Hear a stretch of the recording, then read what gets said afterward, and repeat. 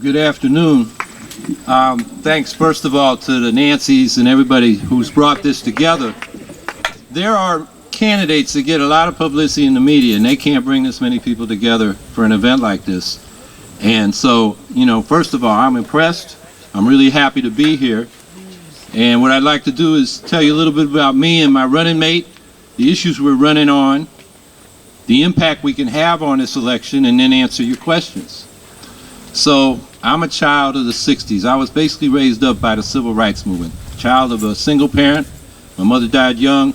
My dad was working. I was raised up in a city rec center. This is out in California, where these college kids from San Francisco State and San Jose State we'd ask them what's going on in the news when the Mississippi Freedom Democrats challenged the Dixiecrats, or what was going on at the March on Washington in 1963, or over at Berkeley, the free speech movement. And my family got half Japanese cousins. My uncle brought back a wife from an occupation in Japan. And back then in the 50s and early 60s, there was 2 N-words. And so it was personal. And all my friends, it was a mixed race community, black, Mexican, Polynesian, Asian, Chinese, Japanese, Filipino. So when we went to other schools, we got the business. And so it was personal. And so I'm 11, 12 years old. I'm getting into politics. And one of the things I asked after watching the Freedom Democrats get denied at the Atlantic City Convention for the Democrats, and meanwhile Ronald Reagan's running around to repeal fair housing in California, where's my party? John Lewis had asked the same thing at the March in Washington. Johnson won in a landslide, and not only was civil rights an issue, but also the economic rights that went with it. The March on Washington was a march for jobs and freedom. And they reiterated the economic human rights that Roosevelt had called for in 1944 State of the Union address, a second economic Bill of Rights he asked Congress to enact. And here we are 70 years later, and we have none of those rights at that time. I'll talk about them in a minute. So I'm wondering, where's my party? And the Peace and Freedom Party. Freedom was the slogan of the Civil Rights Movement, and peace in Vietnam. And so I'm out there at 14 trying to get adults to register in this party so it could be on the ballot. And they'd say, son, what are you doing? You're only 14 years old. You can't vote till you're 21 back then. And I said, I don't want to get drafted for Vietnam. And they said, oh, it'll be over by then. Well, it wasn't. I got drafted. So I spent some time in the Marine Corps, went to college at the Dartmouth College, lucked out. I was recruited as an athlete. Dartmouth was a challenge for me, academically, but it really gave me a good education. Got into construction. I was doing green jobs before we had the phrase. We were doing solar and wind retrofits, energy audits, efficiency, insulation between 78 and 82, when some tax credits for high end and subsidies for low end came out of the Carter administration until the Reagan administration got rid of them. And then I continued on being a building contractor, doing second homes till 89, when the bottom fell out of the housing market. And long story short, I ended up in Syracuse organizing co-ops, because what we did between 78 and 82 was a worker co-op, which I really like, because if you work for another contractor, he makes all the money and you get underpaid. If you're the contractor, it's full-time, day and night, getting the bids, too much work. But when the worker co-op, you share the management and the regular hands-on work, and it's a nice mix, and you get the full fruit of your labor. So I like co-ops. And then that was a nonprofit. That was a whole different world. There's you got to get grants, which is, like kissing butt. It's just, not my world. So I went over to UPS, got a job unloading trucks. I'm a Teamster for the last 15 years, and I got good benefits, which, now at that time approaching my 50s, now approaching retirement, means a lot. So I've been involved in movements every decade. The 60s, we started a small group anti-war, exploded the big anti-war movement. In the 70s, I was one of the founders of the Clamshell Alliance, the Anti-Nuclear Alliance. We occupied the Seabrook Nuclear Power Plant site, and that spread across the country. It's like when you organize, every once in a while you hit the bullseye. Yeah. Next bullseye I hit was, I've been involved in trying to get the United States to sanction South Africa for apartheid and divest from the colleges and whatnot. And I've been doing that at Dartmouth. Even after I graduated, I was kind of outside agitator with the students. And I kept saying, we got to put a shanty in the middle of the green, which is like sacred territory up there at Dartmouth College. And finally, in '84, they said, okay, And the dean said, you'll never get time to put it up. We're calling the police. So I got with some of my fellow carpenters. We got some old barn boards. We prefabbed the shanty, and we brought it in on a flatbed truck, and all we had to do is put the roof on and nail it down. By the time the police showed up, there was 400 students, dancing around that, because the conservative climate by this magazine called the Dartmouth Review had kindly pushed the liberals into the woodwork. Well, they came out, and we had the turf, and it spread across the country, and within a year, the sanctions bill that Ron Dellums of Congress had put in 73 had been passed, and then they overrode Reagan's veto, and so within a year. So that's the 80s. The 90s, the global justice movements, and I was at the battle in Seattle, and we shut down the World Trade Center, and they have not been able to move forward with their corporate agenda since then. The Iraq, we were called, the second world superpower by the New York Times. We were powerful, but not powerful enough. But again, that's another movement. So that's why I'm an optimist. I'm this little guy. I'm like a small business against two big giant corporations. They got a duopoly, the Democrats and Republicans. And I'm trying to get a little market share. And I think we can. I'm hoping the next insurgency I experience is an electoral insurgency. And we'll have mass revolt against what we've been offered. Yeah. So that's sort of how I get to where I'm at running for governor at the request of the Green Party. I ran in 2010, was third out of 7 candidates, and we got a ballot line for the next 4 years for the Green Party. We have much higher aspirations this time.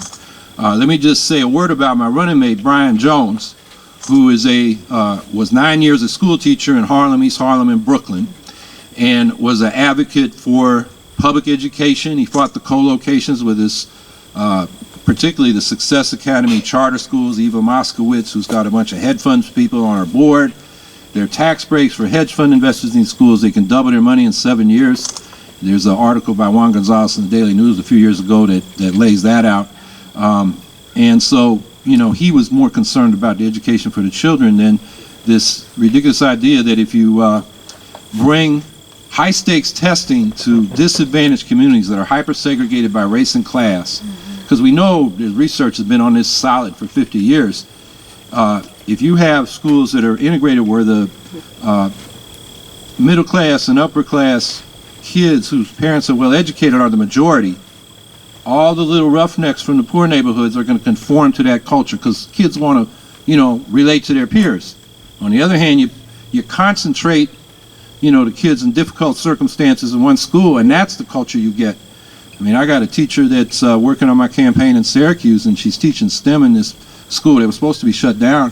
The kids are like, they're doing civil disobedience. They haven't given her their names. They give their names like Rama Rama Ding Dong, and, they call her teaching assistant Barney, because he's a 7-foot Jamaican, 600 pounds with some missing teeth, and he's, you'd think he'd intimidate, but those kids are not intimidated. So it's rough circumstances. So Brian understands, those problems. Now he's studying for a PhD in urban education, and he's been on MSNBC and the New York Times right next to Diane Ravitch, promoting public education, about really improving public education instead of this high-stakes testing. I call it the test, punish, and privatize regime. And I really think it's being pushed by the donors that Cuomo's getting in that sector. And it's basically what it does is punish poor and segregated kids for being poor and segregated. And then the high-stakes testing is running everybody through, changes that don't need to be and aren't about education. I was down in Garden City, a very affluent suburb, with a house party organized by teachers, and they told me in their school they got a nice computer lab. I wish we had that in Syracuse. And a third of the time, kids are being marched in there to take standardized tests on the computer. We got a $2 billion bond act, but I'm afraid it's just to buy the software, the internet connectivity, and laptops or computers for the kids to take tests. That's not education. That's rigmarole. So I'm really glad Brian is my running mate. As I went out, education was a big issue. Underfunding in the rural and inner city districts and high-stakes testing everywhere connected to the rollout of Common Core, and realized this is probably the issue that's got the most energy. So we sort of wrote up a checklist of what we wanted, and Brian exceeded the checklist. You can look on our website, find out more about him. So issues, I've already talked a little bit about education. The theme of our campaign is a Green New Deal for New York. So that's trying to invoke those economic human rights that Roosevelt brought up, that the civil rights movement reiterated, with the addition that we have to desegregate schools and housing, which they weren't dealing with in the 40s. Even the New Deal in some ways was affirmative action for white folks because they excluded domestic workers, agricultural workers. The Southern Dixiecrats made sure of that. So that added something. And then we're the Green New Deal because we got to add clean energy to that because we're in a planetary emergency with regard to climate change. And I'm going to talk a little bit more about that because I think it's the way to bring back the economy. But what are these economic human rights? Well, the right to a job. If you can't get a job in the private sector, local communities should have planned jobs in public works and public services that meet the community-defined needs. So instead of unemployment offices, where we pay unemployment insurance and food stamps and all these other benefits, people can get a job doing something we already know we need in the community. And like the Works Progress Administration, it would be 90% funded by the central government. We could do this at the state level. They did it at the federal level, and 10% local. You want that 10% local buy-in so you don't have boondoggles. And there's, the local people got a stake in it. Living wages. We're calling for $15 an hour. I think maybe it should go up to 16 pretty soon, because when they marched on Washington in 1963, one of the demands of that March for Jobs and Freedom was a $2 minimum wage, which they said is what you need to pay your bills. You adjust for inflation, today that wage is $15.57. So we started at 15, but I keep upping that, those cents, and you round it off to 16 now. And in a place like New York City, where the standard of living is so high, it should be higher. So local communities should have the option to set a higher floor in their local community above what the state sets. And people say, oh, my small business is going to go out of business if I got to pay people that much. Well, most of the low-wage workers are at Walmart, McDonald's, Burger King. They can afford it. And I know we got a Green running for Congress up in the district that Owens is abandoning. What is that, 21 in the North Country? He runs a bake shop or a bakery and coffee house called the Rock Hill Bakehouse in Glens Falls. He starts them at 11. They pass probation, which can be as quick as 3 weeks or up to 1470. And what he gets is loyal employees who do a good job for him, and he can make things meet. You get paid $7.25. It's $8 now in New York. It'll go up to $8.75 at the end of this year. The attitude. People don't buy in as much because they're wondering, I can't even pay my gas to get to this job. So, and then in terms of the overall economic stimulus, we've had top-down, trickle-down economics. Give tax cuts to the rich and they'll invest and create jobs. Well, what are they doing with their money? The demand isn't there. It wouldn't make sense to expand production, hire more people, because nobody will buy what you're selling until they get more jobs. So what they do, they buy stocks, bonds, commodities, currencies, each other, stock buybacks. They're speculating. They're rearranging who owns the assets we already have. If we have a bottom-up wage-led stimulus, there's more demand. Business will then go to meet that to make their money, because there'll be people to buy what they're selling. So I bring a very different approach than both Cuomo and Astorino. They talk about who can best cut taxes and spending. But you get down a little below that slogan, they want to cut taxes for the 1% and cut spending on the services that 99% uses.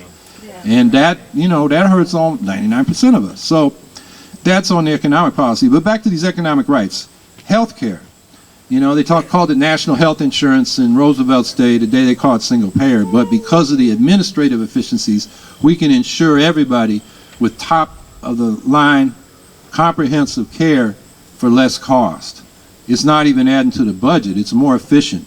And we have a study from the state saying we would be saving $28 billion as New Yorkers in our health care costs in 2019 over what we're paying under this mandate system that Obamacare brought in. And that study was in 2009, and they did a study of different scenarios authorized by the state legislature, and it's collecting dust. There is a single-payer bill that Godfrey just put in. It's got almost half of the assembly people as sponsors, but they won't vote on it and force it into the election and make the Senate deal with it and the governor deal with it. That's why we need, independent politics from the people. In California, when the Democrats had both houses and Schwarzenegger, the Republican, was governor, they passed single payer twice and he vetoed. Now Brown, the Democrat, is the governor. They still got both houses. They won't pass the bill. That's why we need an independent party of the people. So I'm for single payer health care, making health care a right. affordable housing. I'm going to talk about that more in a minute, or ask me about it, because I want a public housing program. Well, I'll talk about it now. Public housing program that is a jobs program, affordable housing program, an energy program, and a way to desegregate our state. Our state is the most segregated by race and class of any state in the nation. We have the most unequal distribution of income. And so we're dividing into impoverished ghettos and gated communities and rural areas that are struggling. And this is more for the cities and the suburbs. But I would like to see, unlike the old projects, which made segregation worse by race and class, by building high-rises and ghettos and putting minorities in them, it should be scattered site, mixed income, mixed ethnicity, humanly scaled, the kind of thing that would enhance any neighborhood it was in. And it should be green. We can build buildings now that are clean energy positive with solar collectors, micro wind, ground source heat pumps to heat and cool buildings, and carbon negative. You put building materials, masonry and so forth that sequester carbon. You can do living roofs, greenery on the top, even on the walls, and you got something that is sucking carbon out of the atmosphere and producing energy clean. So I call it a jobs program, energy program, and a affordable housing program. And by the way, it will desegregate our increasingly segregated society. So I think there's a lot of things to speak for that. I think that's one of the things we got to do besides just enforcing the fair housing laws, which aren't being enforced. Transit, I want to see not just the public authorities we got fully funded, but we need to rebuild what they call the interurbans. We used to have these narrow gauge railroads going between all our communities upstate. They operated between 1900 and the 1930s. The state bought up a lot of the right-of-ways to build roads, but I've talked to people that have passed on now, but when I ran for governor in 2010, there was a 95-year-old guy down in New York City. He was an accountant. He said, I grew up on the Lower East Side, working class kid. I could, with my, money from a regular job, use urban, trolleys in the cities and interurbans upstate and go anywhere in the state. And it was affordable, probably more affordable than riding by car around upstate now. And then high-speed rail. I think that's sort of the icing on the cake. And everybody's talking about it, but I think, that's third priority. Get our transit systems in the cities, intra-urban, and then get an interurban system that is convenient and affordable. So those, I think, and then, one of the things Roosevelt talked about is making sure farmers and small business people would get a fair return on their efforts and be free from, unfair competition from monopolies. And I think that's something that we've neglected. The policies have basically favored those with a lot of money they can give to the political structure, which then responds to the rich interests. So, you want me to wrap up and go to questions? Yeah. Okay. Let me wrap up with, clean energy is a full employment program, 4.5 million jobs. We have a study from the scientists, engineers, and economists from Cornell and Stanford. If we build it out over 15 years, that's in manufacturing. If we do it right, to locate the manufacturing here and construction. So it's full employment for the building trades. And that's so much better than fracking New York. Take a look out there. This is why people come up here for hunting, fishing, just to enjoy the scenery, the leaf peepers from that season, the snow. They don't want to see an industrial landscape. And then once they've pumped out the wells, they only last about 8 years. What do we have left? Probably a legacy of pollution, waste, and industrial landscape that has undermined what we already have. Clean energy, on the other hand, will not only create jobs, it will lower electric rates. That same study says the cost of clean energy in the decade 2020 to 2030 will be half what the traditional obsolete fossil and nuclear fuels will be. So that is really the thing that brings the New Deal together, the Green New Deal together, and makes it possible. And then I just want to point out, okay, so maybe you like what I'm saying, but you don't have a chance. Well, let me say this. The more votes we get, the more pause it puts into Cuomo's, because I think after the election, he wants to turn to his presidential ambitions. All the national Democrats are for fracking. He doesn't want to be the anti-fracking Democratic candidate in those primaries. He's going to frack New York. He's got over $1 million himself, and the oil and gas industry has put in a lot more to the whole political structure. So I think we can put pause on that. We can push single-payer health care. The fiscal policies, which I didn't even get into, and how we can cut property taxes by restoring revenue sharing. I mean, his program is tiny, token, temporary, $34 average on a property. I'm talking about real property tax relief because they share revenues at 8% of state revenues, as was statutory, and Cuomo got rid of in 2011 and 1979. Now it's less than 1%. So multiply by 8 the revenues your municipality is getting from the state and see what you can do with that locally. Okay, so I'm at 7% in the polls. Tom Golisano, the Paychex executive, spent $100 million to get to that in an election. You know, I got about $50,000. So we're saying something right that's popular. And then we have the other polls, 22%, 23%, 24% saying an independent progressive challenge to Andrew Cuomo would get that, equal to Astorino, the Republican, and only 13 points behind Cuomo.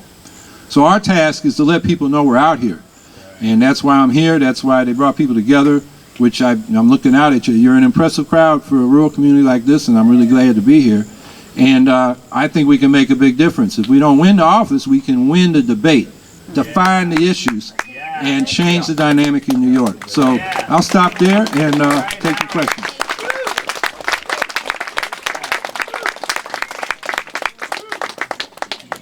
Did you get all that? Got it all tucked in your pocket? Okay, that was a lot to digest, but very worth hearing. So we're going to do a few questions. So if you could stand, state your question. I'll repeat the question into the mic. Go ahead. Okay. Well, I think more of it's just something that, it's not really a question.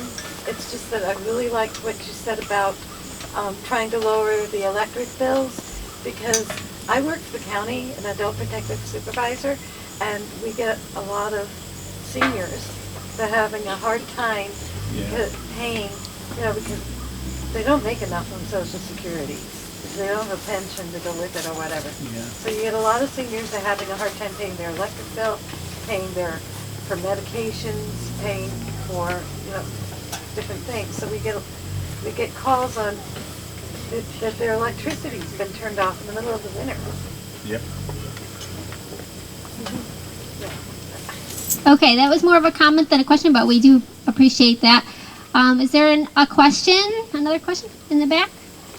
Howie, when I first met you this morning, I gave you a copy of an editorial that I wrote a while back in the Rome Sentinel. And I really don't understand the logic. When you've got pressing needs for education, health care, you can go right on infrastructure, things that can help build an economy as well.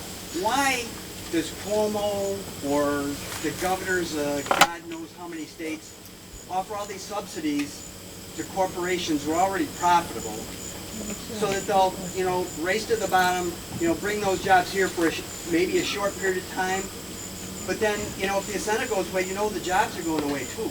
And they don't even, they may promise the jobs and they may never deliver the jobs anyways. I mean, these Empire zones that New York had over the years, Post-Standard a million times will come out with an article that said they just were for naught.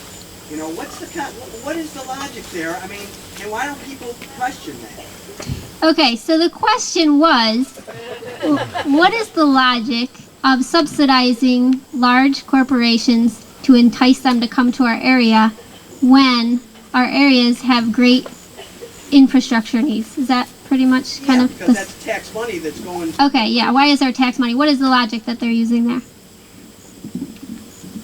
The public logic is trickle down, which I was talking about before. They need money, they need incentive.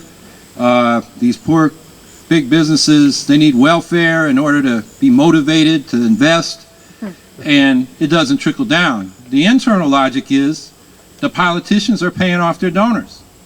Right. Now, I think there is a time when you want to give incentive or encourage a particular industry, but instead of just giving them the money in the form of a subsidy or a tax break, why are we second-class investors? Why don't we take an equity position if it's not a loan they have to pay back? And we should get reward for our risk too. And if the business is successful, we get a share of the earnings. Yeah. So now people call that socialism. I call it property rights. And that brings up the public power question.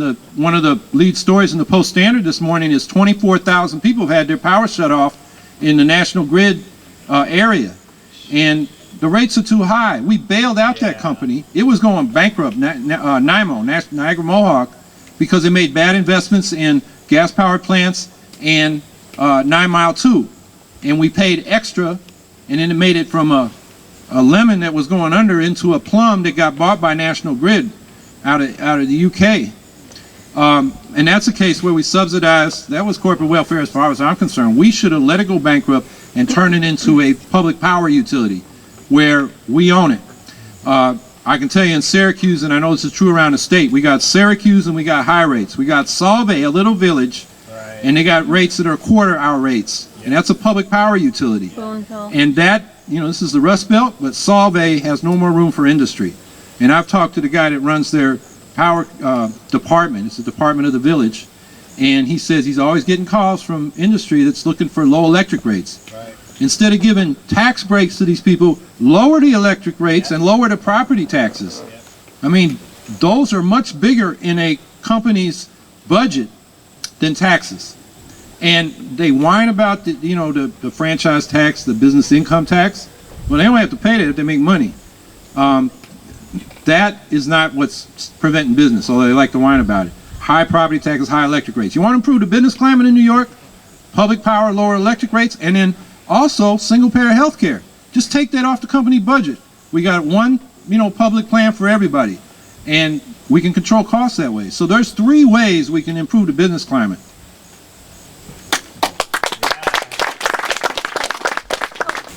You have fully funded public schools. Certainly in the Utica area, we're aware that the funding sharing mechanism is upside down and backwards in this state. How can the governor's office help straighten that out? I think could everyone hear that? Well spoken? Yeah. Well, first of all, we need to get back to what was promised in 2007 with foundation aid.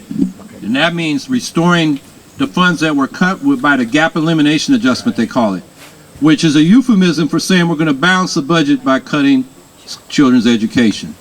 So that money should be brought, you know, that was not paid should be brought into the budgets, you know, over a multi-year period, but it should ramp up.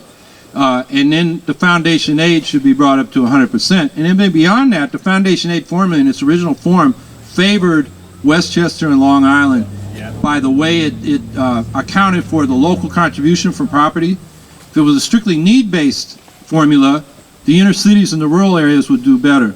And I think we need that reform as well. And you start there and then see how we're doing. And, you know, it's a high priority. I go back to the GI Bill, and they gave those vets coming back, you know, full tuition plus a stipend, because they didn't want high unemployment like they'd had in the Depression before the war. And these guys had rifles and they were organized, they'd been through it, they weren't taking no guff. So they just said, okay, fellas, go to college. And then they examined in the early 1980s what the result was. And for every dollar invested, the economy and the government got $7 back.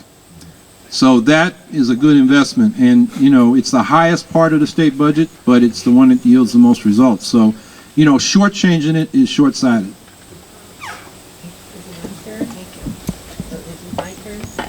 Travis Knapp for some music, and we will have Mr. Hawkins back in just a few minutes. How great is it to hear a candidate for governor speaking about green roofs and wind power, solar power. Pretty lovely thing. I was driving up here today, looking at the fields and thinking, why would we ever be in a state where there are no jobs? We have fields to cultivate, we have food to grow for ourselves, among many things.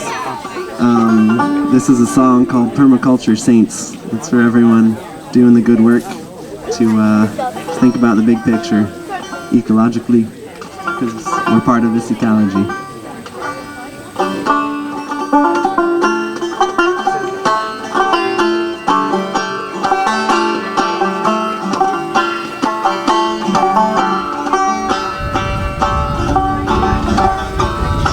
There are floods in the east. There's a drought in the west.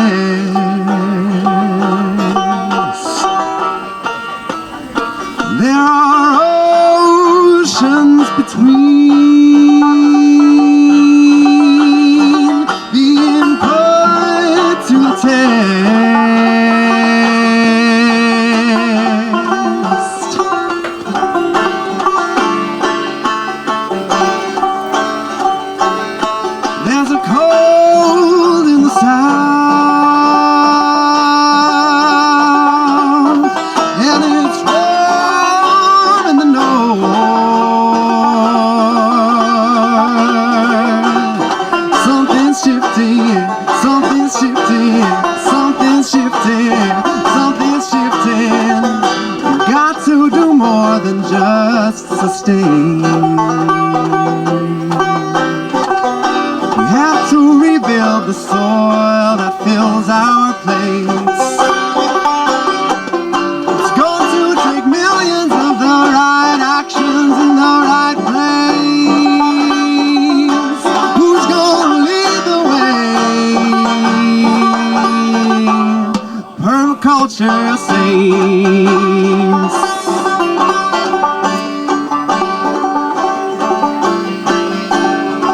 There's a call in the east. There's a love in the west. There are blisters on my feet. Put our hands to the test.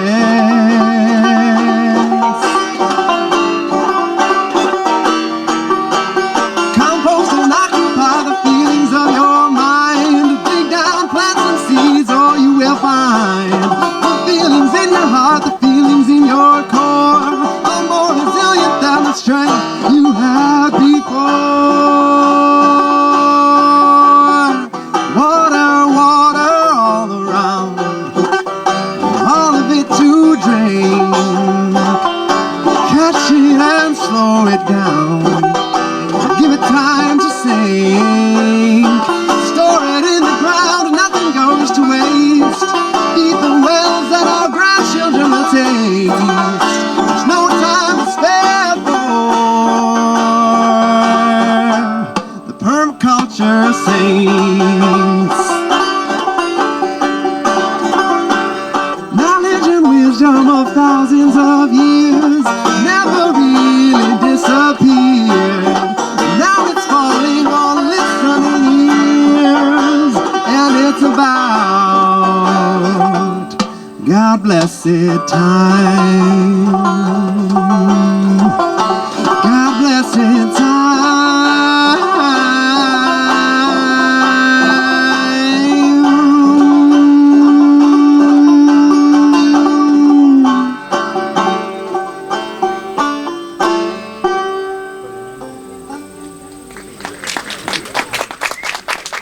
Thank you very much.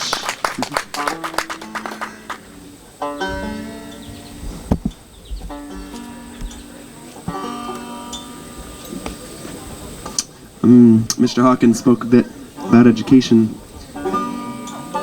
which is, I had the privilege of going to the Central schools here.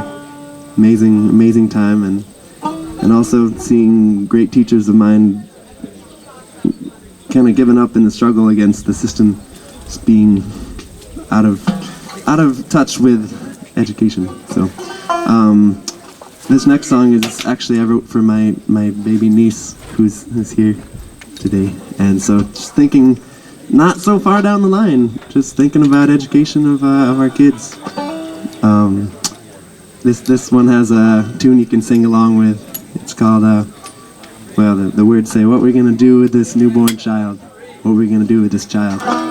So if you feel moved to sing along and sing back, call and response sort of thing.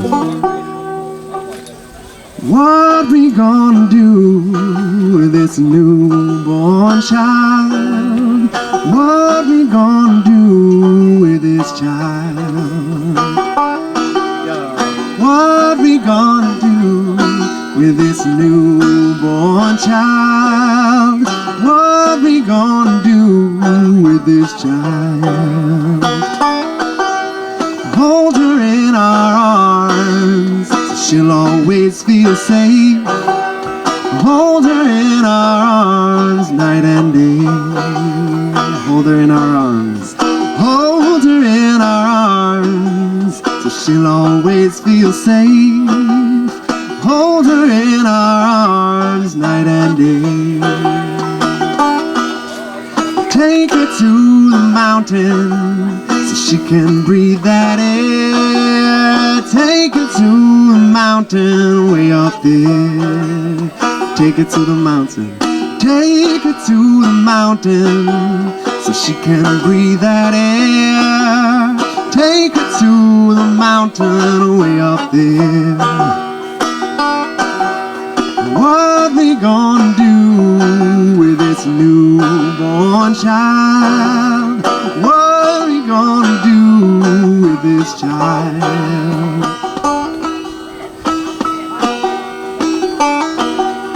Take her to the forest and lay her in the leaves and let her crawl around between the trees.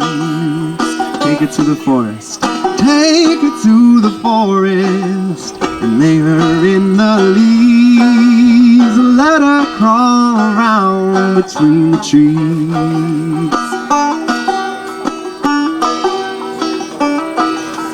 Feed her on the soil of the garden and the farm. Raise her up to never do no harm.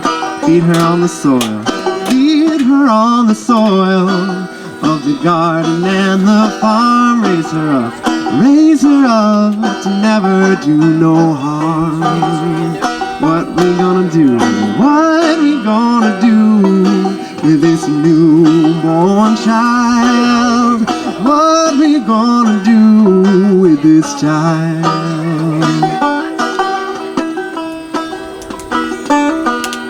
Set her on a horse so she will learn to ride. Help her find the strength that's inside. Set her on a horse. Set her on a horse so she will learn to ride. Help her find the strength that's inside. Sing her lullabies and songs of grateful hope. Raise her up so joy is all she knows. Sing her lullabies, the songs of grateful hope. Raise her up so joy is all she knows. What we gonna do with this newborn child? What we gonna do with this child? What we gonna do with this newborn child? What we gonna do with this child? All right. Thank you. Thanks for singing along.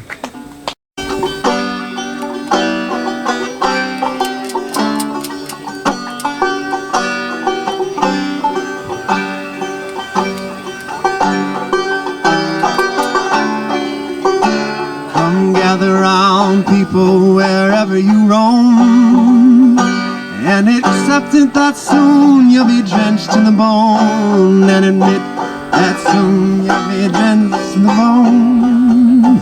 If your time to you is worth saving, you'd better start swimming or you'll sink like a stone, for the times they are changing. Come writers and critics who prophesy with your pens, keep your eyes wide, the chance won't come again. And don't speak too soon, for the wheel's still in spin, and there's no telling who that it's naming. For the loser now will be later to win, for the times they are changing.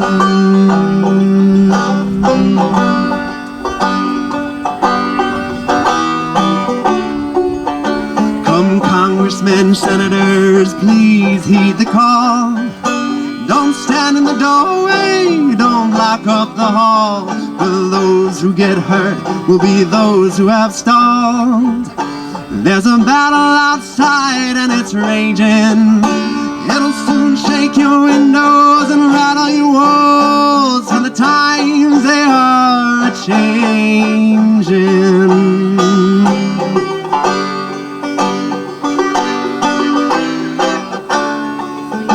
Come mothers and fathers throughout the land, don't criticize what you don't understand. Your sons and your daughters are beyond your command. The old road's rapidly aging, so please get out of the new one if you can't lend a hand, for the times they are changing.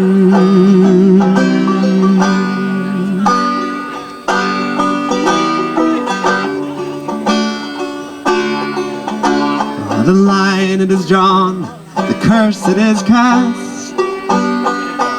All first ones now will later be last, and the present now will later be past. The order is rapidly fading, and the loser now will be later to win, for the times they are changing.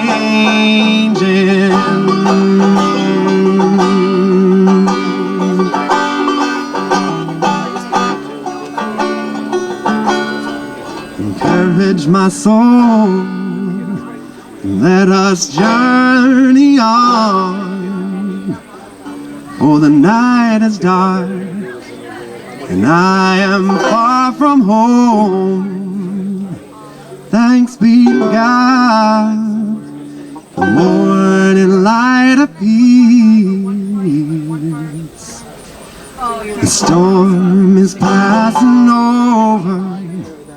The storm is passing over. The storm is passing over. Hallelujah.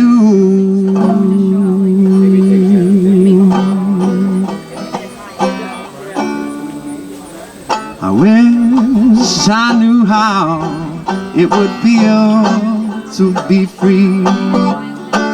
I wish I could break all the chains still bind me. I wish I could say all the things that I say when I'm relaxed. I'd be starting anew. I wish I could be like a bird up in the sky. How sweet it would be to find that I could fly. I'd soar to the sun and look down on the sea. Then I'd sing, 'cause I know how it feels to be free.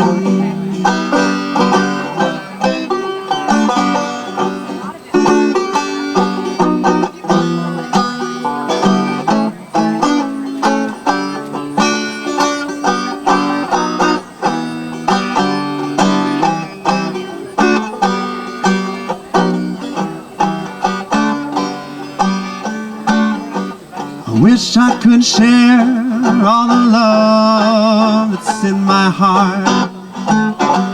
I wish I could break all the chains that keep us apart. Wish you could know what it means to be me. Then you'd see and you'd agree everybody should be free. Yes.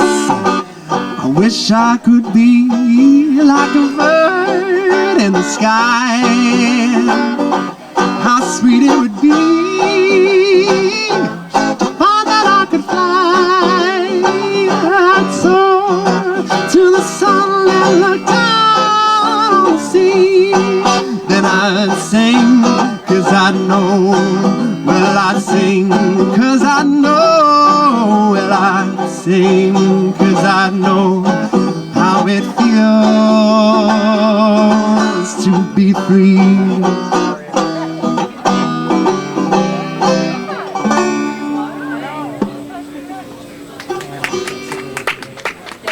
Thank you very much. I don't have a stump speech because I get bored hearing myself repeat myself. So I'm just going to touch on some points that I've made before and you know, go into some other areas we didn't cover.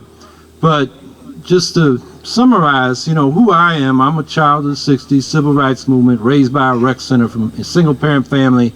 Got into the movement early because it mattered to my family and friends which the community was multiracial, my family's multiracial, and civil rights was real. And I'm like 11, 12. But that was the 60s. And then the Vietnam War escalated.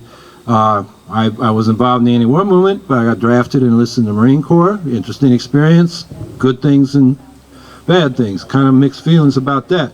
Anti-nuclear movement in the 80s, anti-apartheid movement in the 70s and the 80s, but then anti-apartheid movement in the 80s. I've been involved in movements that exploded. That's why I'm optimistic. Global justice, I was at the battle in Seattle in 1999. We had the anti-Iraq war movement, big marches, world's second superpower according to the New York Times. And I think the next thing may be an electoral revolt. I think that may be the next big thing. I've been involved in too many things where you think you're a small group and you're just bloody in your head against a brick wall and suddenly the door opens. And everybody's with you. They're with you all the time, they say. And I think a lot of people, in the back of their minds, they're already with us. They just haven't decided that the two-party system's not getting results and we need a new alternative.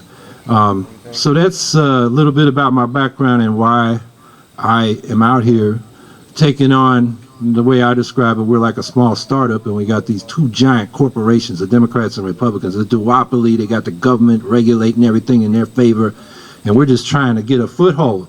Well, in 2010, I was a Green Party candidate. We came in 3rd out of 7 candidates, and or tickets, because it's 1 vote for governor and lieutenant governor, and we got a ballot line, and that was 1.3%. The polls have me at 7%. Tom Golisano, the Paychecks billionaire, spent $100 million to get that high.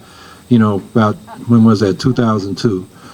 So I think that means our message is resonating.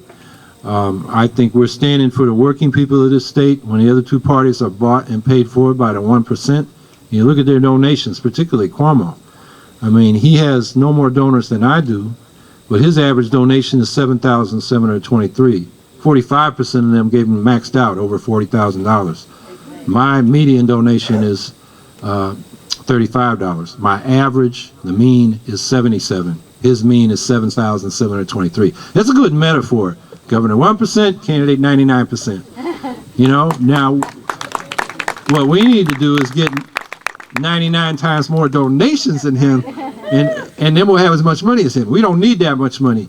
Lying is expensive, and he's got to spend a lot of money to present a good image, because let's face it, U.S. attorney's looking into him. He's clammed up. His attorney said, don't talk, because the U.S. attorney's looking into witness tampering and obstruction of justice around the closure of the Moreland Commission, which was supposed to investigate public corruption. And this man cannot get his story straight. When he announces that it's independent, they can investigate anything. And then they start to investigate his donors, and he says, oh, it's my commission. I set it up. I can shut it down. And then a week later, he's saying it was independent. His story isn't straight. And one of those two options is a lie. Plus, then he had this other thing as well. It can investigate the legislature, but not me. I'm the executive. Well, actually, the Moreland Law is designed to investigate the executive branch, not the legislative branch. So this man can't get his story straight, so his lawyers and advisors are just saying, clam up. So, people ask me, well, what do I think about the Democrats running against Cuomo? I've known Randy Critical for a long time. He's been a warrior against these unjust Rockefeller drug laws that have quintupled the number of prisoners we got in our state prisons. 94% of them are black and Latino. They've targeted the poor communities. We know from surveys and all kinds of data that whites use illicit drugs as much as blacks and Latinos.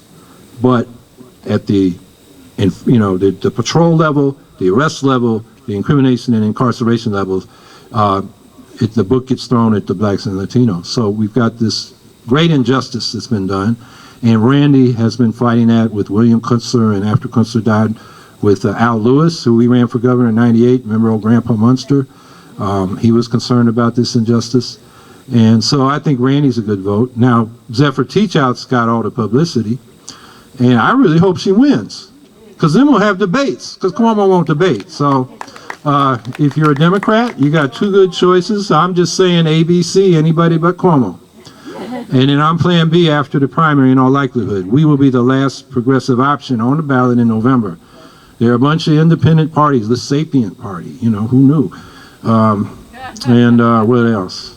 Life and Justice, which is the old New Right to Life Party, anti-abortion, And they're all right-wing parties. And then you got the two mainstream right-wing parties, the Democrats and the Republicans, Cuomo and Astorino. And then I think we represent the liberals and the more radical people on the left. And I think we're going to get a good response. Like I said, we're at 7% in the polls already. There were 3 polls, 22, 23, 24% for an independent progressive challenge against Cuomo.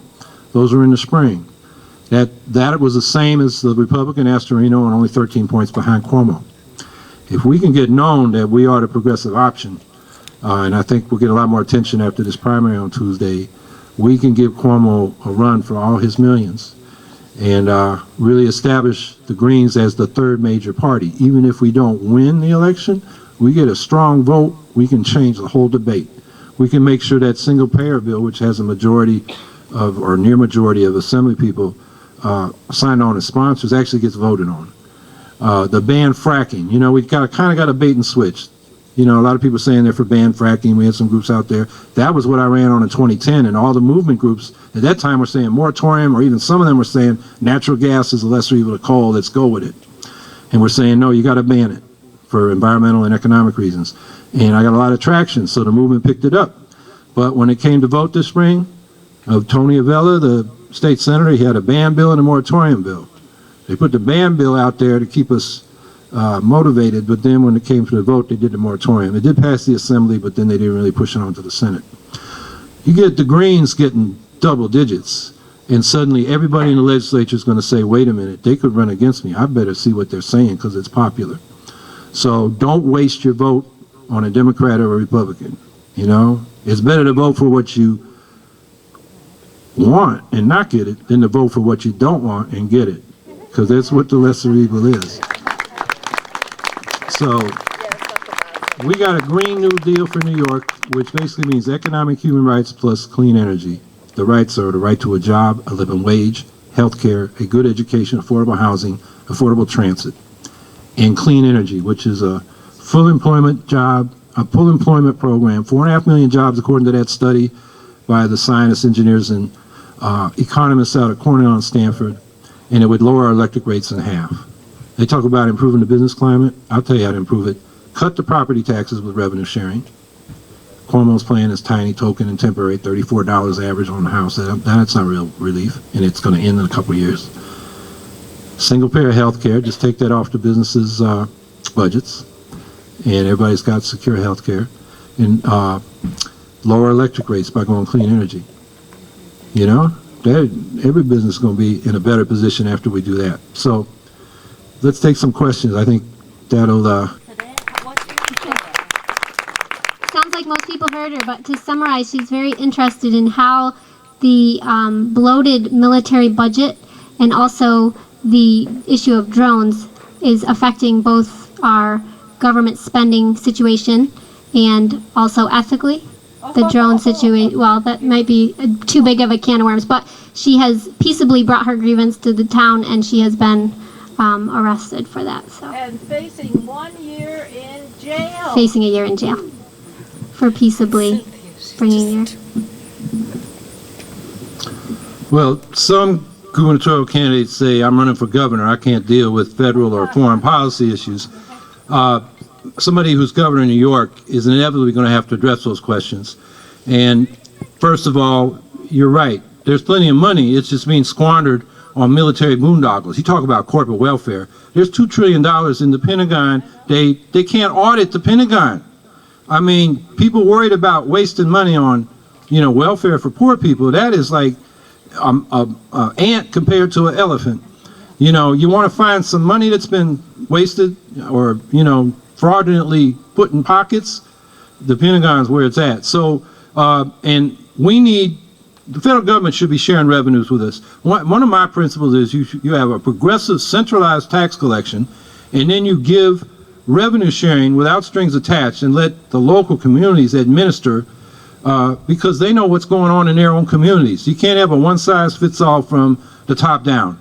And the federal government does that too on with these education mandates from the Department of Education and high-stakes testing, and then Cuomo does it with everything he does because he wants control, even the medical marijuana legalization. You know, he can like veto anything that happens with that. So I think, yeah, the governor should speak out on the military budget because it is squandering our tax monies. New York pays more to the feds than we get back, and it tends to go to states that's got more military installations. So then we come locally, and all the politicians line up. They want drones. Like out in Niagara Falls, or Niagara County, by Niagara Falls, there is a Air Force Reserve base that the Pentagon's wanted to shut down for a long time. It's really not needed for national defense. And all the politicians are saying, give us a drone base like Hancock and Syracuse. Well, I was out there with people from the Western New York Peace Center. We got a plan for a solar farm and factory. If NYPA invests in it to lower the financing, the kilowatt hour price of that solar will be 4 to 5 cents, compared to an average over 16 cents we paid in New York State per kilowatt hour for our electricity. It's the highest in the lower 48. I'm talking about business climate here. And also their jobs and clean energy that we could produce at that. So that's called peace conversion. And that's what we ought to be talking about when they say you're going to take your jobs. Because that's what they always say. You got to frack because it's jobs. You got to do the military because it's jobs. Well, we got more jobs than what we want to do, taking the green path. So I think those are things. And then Cuomo, all he wants to talk about, his lawyers won't let him talk about New York because he might get in trouble with this investigation by the U.S. attorney. You know, he's clamming up, says I can't debate because, or his lawyers say, because I might say something that will incriminate me because he shut down the Moreland Commission. But he is talking about his trip to Israel, saying we all unite behind Israel after this conflict. I think that's a bad foreign policy. I'm for the Israelis, I'm for the Palestinians, I'm for peace. But when we give unilateral, unconditional support to Israel, no matter what it does, when the ratio of civilians killed was 1,000 to 1 in this last conflict, that is morally unacceptable, and it is the wrong position. If we can play a positive role by being a neutral broker in the Middle East, but when he goes there, and then the Palestinians say, well, talk to us too. He says, oh, we don't have time. Well, of course, he planned it that way. So, you know, he could just brush them off. I think that was wrong. And then Zephyr Teachout tried to avoid it. You can't, as governor of New York, avoid that. We have a lot of money invested in Israel through the pension fund. And I think it's time to start sending Israel a message. Yesterday, they just took another 1,000 acres from Palestinian farms. They just said, we're taking it. Get off your farm. It's not yours anymore. That's what's going on. That's unjust. That obstructs the two-state solution that is international law, but is being violated by the U.S. by giving unconditional support to Israel, which is violating it. And money. Well, there's money involved. There's special interests. But so anyway, yeah, I'm willing to speak out on those issues. We need to cut the military budget, put in the real human needs. And then on the Israel question, we got to say, you know, you can't just steal people's lands and get our support. You know, we're gonna pull back, and so okay. Speak on the topic of public bank for New York State. Probably a new concept to many people, so start at the beginning. Well, in the beginning, there was the state of North Dakota, and there was a nonpartisan alliance that took over the state, and they took over both the Democrats and Republicans. The farmers were mad, and they didn't like what the railroads were doing. They were basically populists, like from the 19th century, and they said we need a state bank, and we need a state granary, and the bank would provide credit that we can afford. So they set up a bank. It's a branch of the state of New York, state of North Dakota. It has returned net income to the state every year it's been in operation. It gives farm loans, home loans, student loans. It's now doing infrastructure loans. And it's not part of the Federal Reserve System. Their own assets in the state back it up. And what it does is takes out Wall Street as the middleman, so they get cheaper financing. They partner with community banks. They have community banks there. They don't have, you know, 5 giants that are too big to fail and too big to jail. Yeah. We got that. That's a big problem in New York. So that's why we want a state bank. That will help finance the transition to clean energy. It will help finance the expansion of business as the economy comes back. It will help finance infrastructure. Now, Cuomo talks about a green bank, which is a public-private partnership. Whenever you hear that, they're talking about privatization. That is basically having Wall Street provide the loans, and then the state guarantees them. You know, that's different than the state putting its own money instead of in J.P. Morgan Chase or Citibank or one of them. We put it in our own bank, our own money, and then we make loans, and we get the interest to the state instead of Wall Street taking that, skimming that off. So that's the rationale for a state bank. It would not replace all banks. It would partner with banks and credit unions. And I think that's a sector. I think, you know, we need to get away from the dogma. The market's always right, or some socialists say you got to nationalize everything. You got to need to look at each sector. Some sectors, like particularly businesses that provide consumer goods, you know, that the market's the best way to do that. Other things should be human rights provided as a public utility on a nonprofit basis, like public schools, I would say education. And I think banking is something mixed, where you have public institutions that provide a yardstick, because if we've been exploited by any institution, it's the damn banks. I mean, they got us into that collapse in 2008, and the regulations come out. We're being set up again. We're being set up again. You know, the quantitative easing is just going into speculation. Bubbles are forming, and, you know, we can't let them rip us off with trillions of dollars like they did last time. So I think a state bank can play a constructive role in that picture. Okay, the question is regarding transportation and how we are 99.9% dependent on the automobile, and what alternatives there could be, including the Adirondack Railroad, Amtrak, and shorter lines, rural and urban.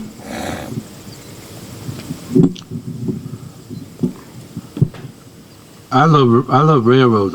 One of my formative experiences was going back to Chicago to see one set of cousins when I was 3, when I was 6, and was 9, crossing the country and going back to the San Francisco Bay Area where I was from. And I can still picture even my 3-year-old trip.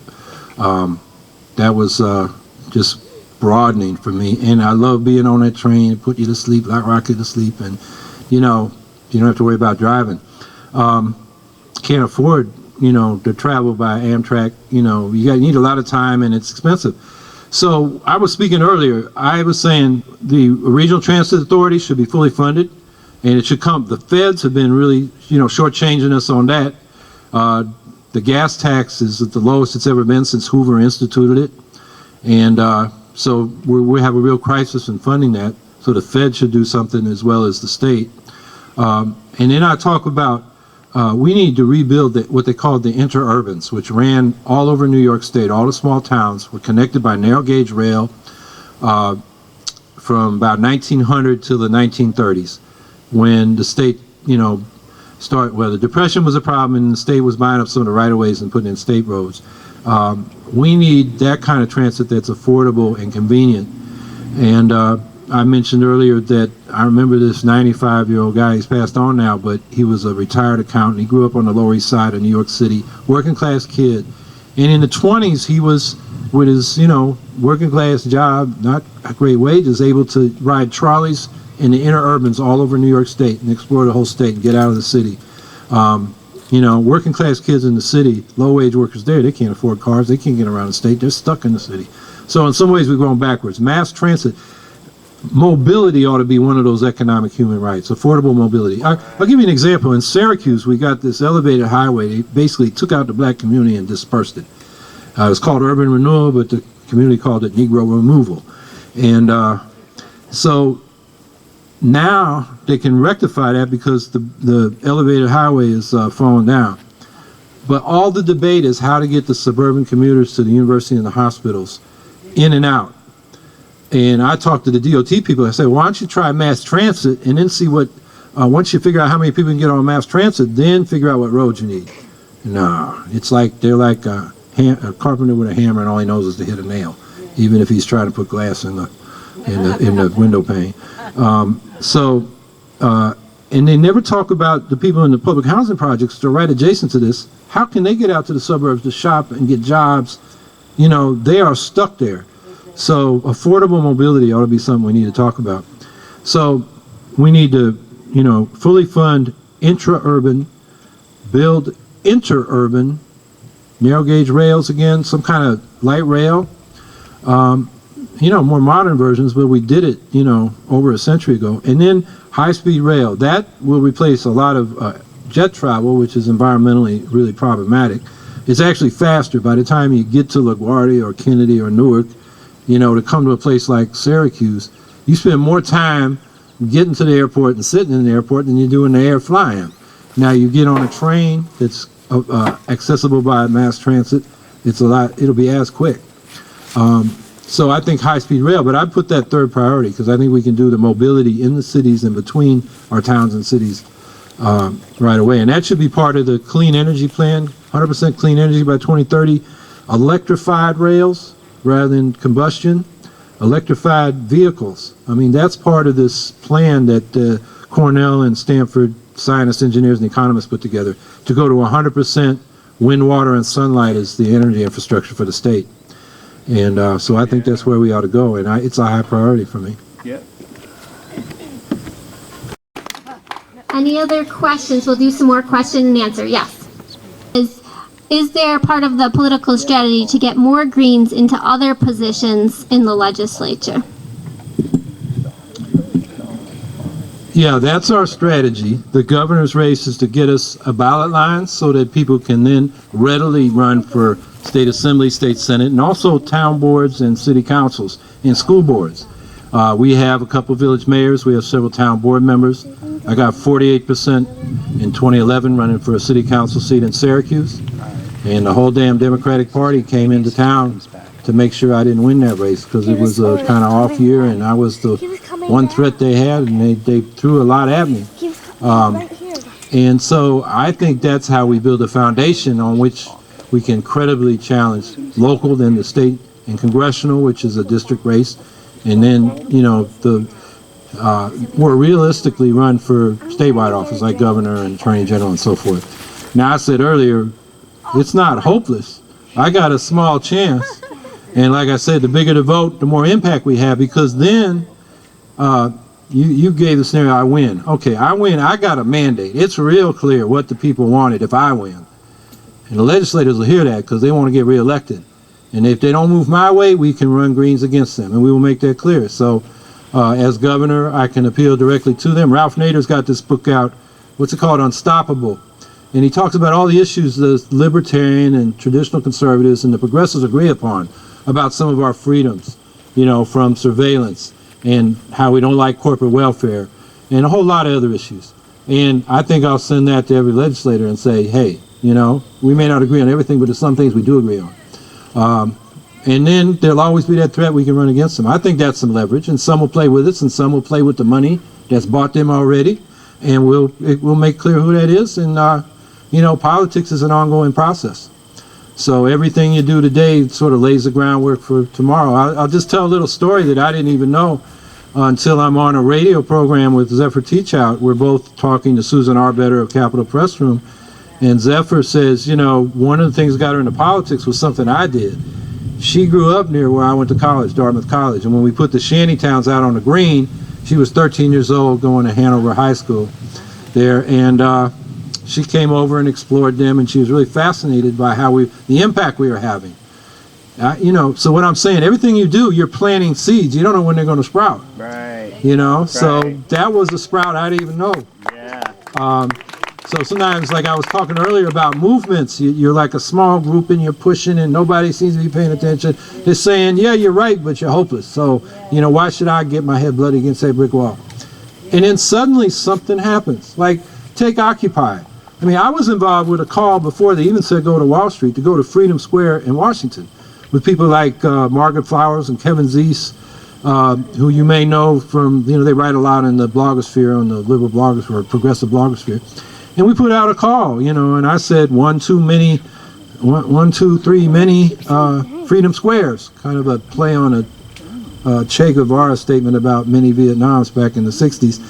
And we were scheduled to go October 1st, which was the anniversary of the invasion of Afghanistan, where we still were, and the day the federal budget was supposed to start. So we're going to link the issues and everything. And Adbuster said, go to Wall Street. Well, they did. It was a small group. Nobody was much paying attention to them till those police maced those young women that were kettled by the thing. Remember that? And everybody got mad. And they started taking over squares all over the country.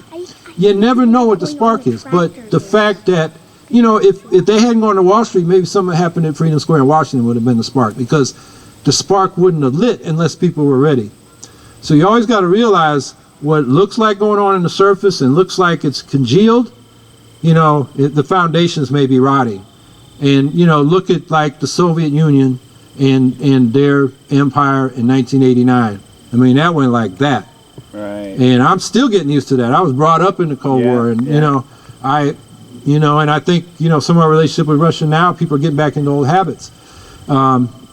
So that's just to say, get a historical perspective and look at the movements that have succeeded, and just realize, things may be resonating when they don't seem to, and suddenly we'll just burst forward. Right. It's just the way social movements and history moves. Yeah. So sooner or later, like I'm saying, I think the next thing we do as a big movement is an electoral certainty. And I can point to public opinion polls that'll underscore that. Majority of people want a third major party. I think only 23% the Democrats and Republicans are adequately represent us. More people are independent, unaffiliated with Democrats or Republicans than are in either of those two parties. So, that's telling me the raw material's out there. So, another saying is optimism of the will, pessimism of the intellect. Let's understand the difficulties, but understand that you keep pushing, things will happen. Yeah.